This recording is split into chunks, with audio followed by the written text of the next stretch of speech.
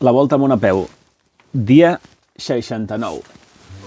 Bé, he passat una bona nit aquí dintre, en aquest refugi lliure, i ha plogut gairebé tota la nit, diria jo. Aquest matí m'he fet el cafè, mira, és que en cauen gotes, evidentment és de pluja, però a part jo crec que les gotes que es van acumulant als arbres doncs en van caient. En principi no hauria d'estar plovent massa ara, si mirem el radar. Clar, que no et pots fiar gaire, Torno a dintre perquè m'estic mullant. Bé, doncs mireu, aquest ha sigut el setup. Aquí la tenda. S'ha mullat un pèl per aquí sota a la faldilla, però la resta bé. Al ficar la tenda aquí, doncs m'he pogut... Un pèl de vent que passava, que no era gaire, doncs me l'he estalviat. 28 quilòmetres fins a Rijeka. Avui sí, gran part en muntanya, a veure el fang.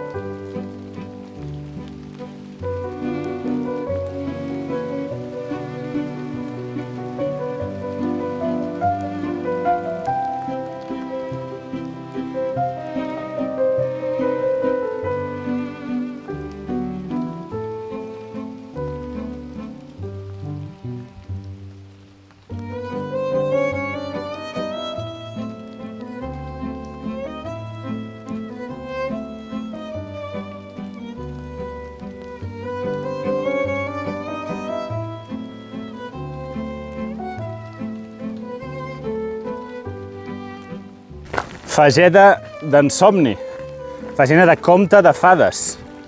Llàstima que sigui hivern, perquè això a l'estiu, hagués sigut estiu o tardor, primavera, hagués sigut preciós. Bueno, també ha sigut preciós, Amb la molsa, les pedres, tal. Ara ja no, ara estic, bueno, sí, una mica de faig, una mica de pi. Plou molt, no para de ploure, no para. De fet, ja no puc treure gaire el mòbil, perquè em veieu borrós ara mateix i és perquè no puc sacar la lent del telèfon perquè tinc... A veure, no estic tot mullat ni molt menys, però humit sí que estic estant perquè no para de ploure i no puc sacar la lent. En fi, crec que porta 72 hores seguides plovent, I res, doncs encara queda. Per sort, ara estic a una pista que dubtava abans de començar el dia si seria bona i, home, està bé aquesta pista, no hi ha molt de bassal, tal. A més, ara he pujat fins al punt més enllà i només toca baixada. Bé, a veure si puc arribar a algun lloc on secar una mica tot i tornar a gravar.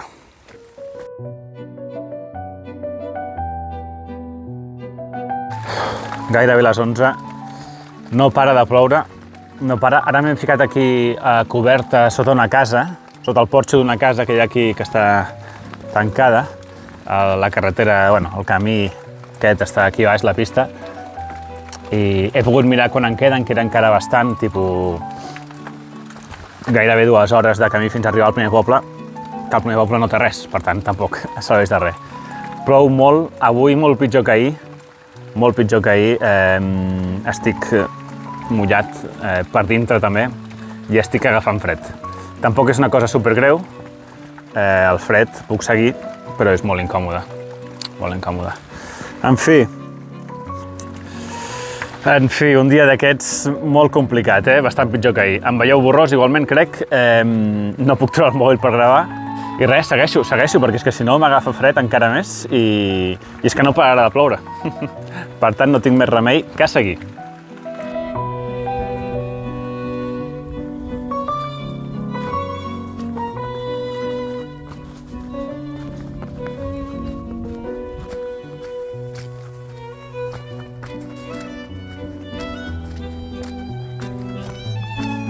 Segueix plovent, no para de ploure, però he arribat al poble i bueno, una mica el que comença la zona urbana de Rijeka.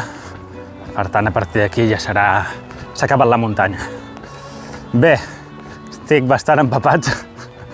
Lo seu són les 12 i pico, lo seu seria trobar algun lloc on dinar. Estaria perfecte. Tinc alguna de menjar, però home, sentar-me a un lloc, poder menjar alguna calent, cuina croata també, ostres, sisplau.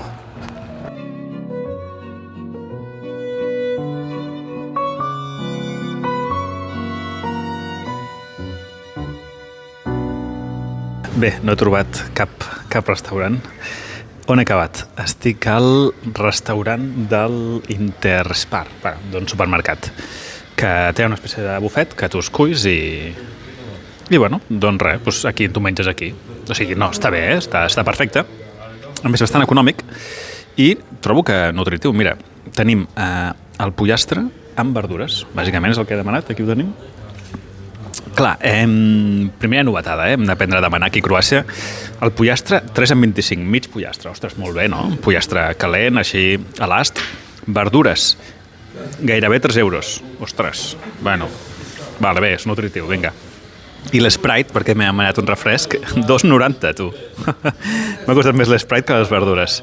Bueno, ja he pagat la novetada. Però mira, molt bé, Estic aquí davant del mar, són les 2 i pico, ara un restaurant normal ja no l'hagués trobat obert. Perfecte, tu, vinga, vaig a dinar. Doncs les 4:15, hem estat aquí una bona estona menjant, dinant, tema del vídeo, descansant, secant-me, bueno, secant-me no gaire, Estic una mica més sec, però encara estic humit. Val, estic a Rijeka, posa-li 4 quilòmetres del centre de Rijeka, i el que faré serà el següent. Ho vaig explicar al directe, però torno a repetir per si algú no ho va veure. A cada país que vagi he d'entrevistar un català que visqui en aquell país. Clar, lo interessant és algú que estigui a la ruta ja, per no haver-me de desviar. En el cas de Croàcia no ha sigut possible, he estat buscant i no he trobat cap que no visqués a Zagreb. Per tant, el que faré ara mateix serà anar fins a la parada d'autobusos de Rijeka i agafar un autobús fins a Zagreb, la capital de Croàcia, cosa que no està malament perquè no he anat mai. He anat a Split i a alguns altres llocs de Croàcia, però a Zagreb no. Passaré aquesta nit a un hostel i demà entrevistaré el Català Sense Fronteres de Croàcia. Faig un vol per Rijeka, que vol dir riu, i riu en italià és Fiume. Fiume és com s'ha anomenat en gran part de la seva història aquesta ciutat. Va formar part de la República de Venècia, que vam parlar fa uns dies, i després de l'Imperi Austrohongarès. Aquesta ciutat era el port d'Hongria. Recordem, Hongria, un país que no té mar. Itàlia va intentar i aconseguir annexionar Fiume durant uns anys i després, atenció, això sí que no ho sabia, aquesta ciutat va ser un estat independent durant 5 anys. L'estat lliure de Fiume. I no era una fricada d'uns il·luminats, Ho van reconèixer tots els Balcans, Itàlia i fins i tot els Estats Units. Després de la Segona Guerra Mundial, aquí tenien un problema, perquè a la ciutat de Fiume la majoria era italiana, però els pobles dels voltants eren iugoslaus. Al final, Rijeka i tota la península aquesta d'Istra, que es diu, va acabar formant part de Croàcia.